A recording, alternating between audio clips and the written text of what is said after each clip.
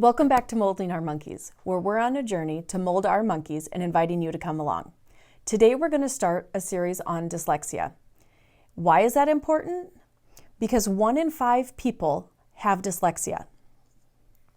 And 50% of NASA rocket scientists have dyslexia. So stick around and learn more about dyslexia with me.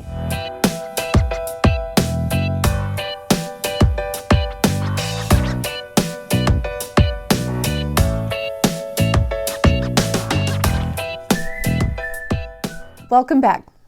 Like I said, today we're going to start a series on dyslexia, and I'm super excited to share this with you. I've been taking a class for a continuing education class for my teacher's degree, and it's called the Dyslexic Advantage, and it's based on the book of the same name. And this book has been an eye-opener for me, and I have learned so much, so I'm excited to share that with you today.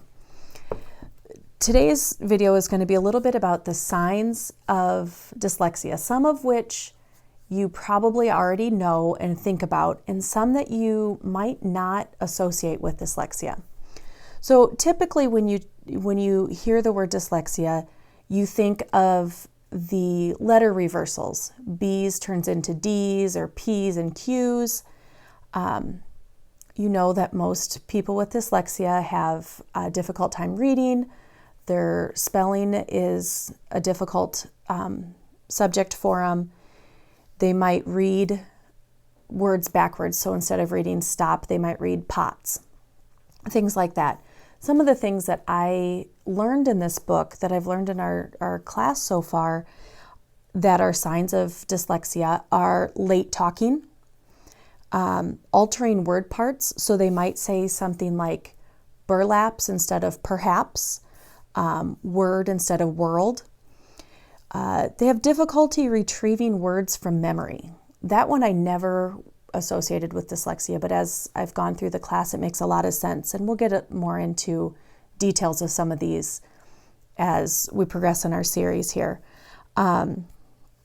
Segmenting words, sounding out words, saying k, at, that's a difficult thing for people with dyslexia. Learning names and sounds of letters, handwriting and written expression, rote memory for math facts.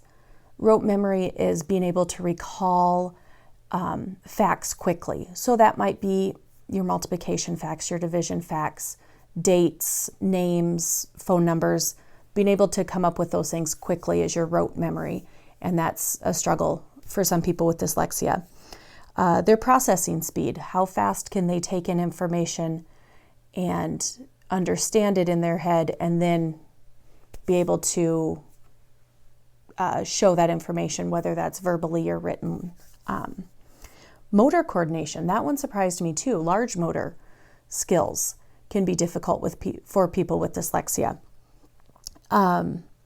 Difficult hearing with background noise, visual function for near work. So being able to track your reading, or as you're drawing a picture or something, if it's up close, that can be a struggle. Working memory. Working memory is keeping information in your mind while you're still using it. And that's also something that some people struggle with.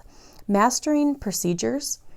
So knowing that I need to do step A, then step B, then step C, and being able to keep that in my mind long term, not just right now, but being able to recall that procedure in a year from now. Time awareness, mental focus and attention, and learning rules that describe how words work together are all a couple of other symptoms of dyslexia. Our book went into 4 different variations in information processing for dyslexic brains. So I'm going to go over those real quick here. The first one is phonological processing, and that's the typical word sounds and word components. And that goes back to the segmenting words that I had just mentioned. In English, we have 44 different phonemes. And a phoneme is a different sound in our language. So, A says a, B says ba. Those are some of the easier ones sometimes, but the OY that says oi, those are just some examples of the 44 different phonemes that we have. So the phonological processing can include decoding, which would be sounding out words, encoding, which is then spelling the words, sound segmentation, sound discrimination. So that's kind of some of those skills that come along with phonological processing. 80 to 90% of people with dyslexia struggle with the phonological processing. Another part of that is the working memory or your short-term memory. A lot of times when you struggle with phonological processing, your brain may fail to finish processing the information before that information fades away. Executive functioning, which would be your ability to organize, to plan, and to implement the plan. Those fall into the phonological processing.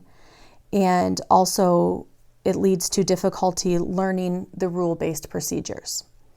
So as you can tell, some of those, that phonological processing, that's a big deal when it comes to language and how you process the world. And we'll get more into that as we get further on into the series too.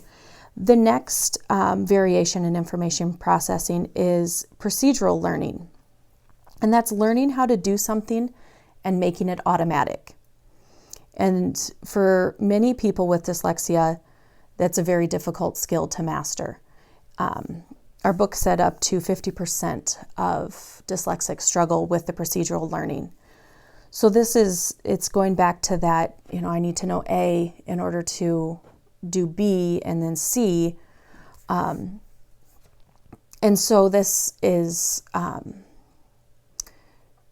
most of our language skills require a quick recall of these rules, of the phonemes.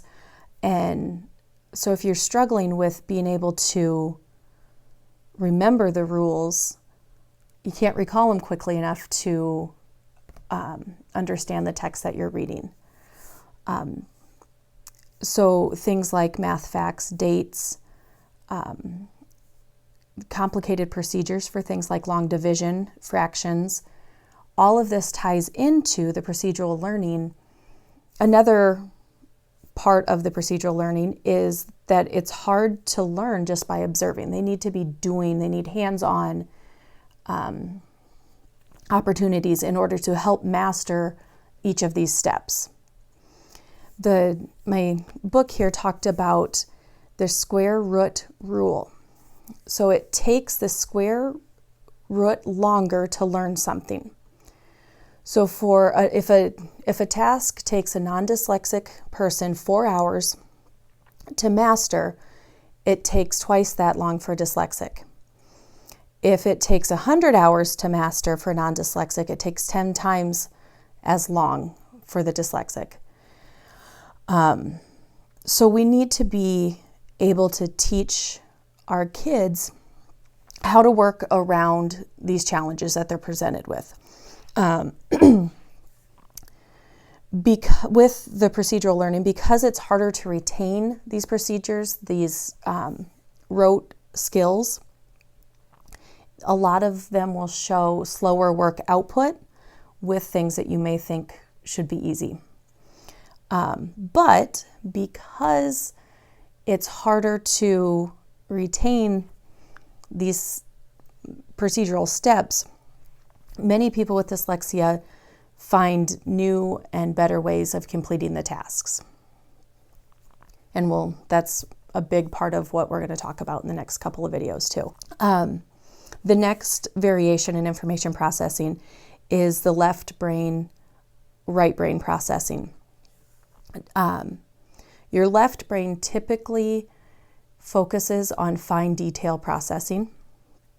It focuses on quickly and efficiently producing language. Your right brain thinks more on a larger scale, big picture. Your right brain generally focuses on the overall point. It doesn't get lost in the details, and is able to recognize connections with old tasks. So when anybody learns to read, we use both hemispheres of our brain to learn how to read. And eventually, non-dyslexics shift to a mostly left brain or fine detailed expert processing.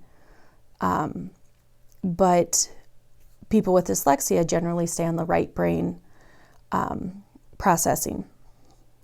So that can be a problem, because if you think of in terms of like vocabulary words, if your left brain, if you're thinking more of that fine detail information, if you're asked to give a definition for a vocabulary word, you're generally going to come up with the most common meaning of the word. Where somebody who's using their right brain comes up with this broad field of potential meanings. And that makes them good at jokes and inferences and creatively coming up with stories. But it also leads to, the right brain processing also leads to slower, less accurate reading, because you're trying to think big picture and not the fine details.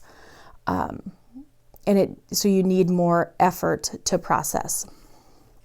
The last variation in information processing that I'm going to talk about is big picture versus fine detail processing. And very similar to the left brain, right brain thought, but this one comes down to brain structure. So neurons are the cells most responsible for information processing in our brains. And these neurons make clusters, like columns, in our brain.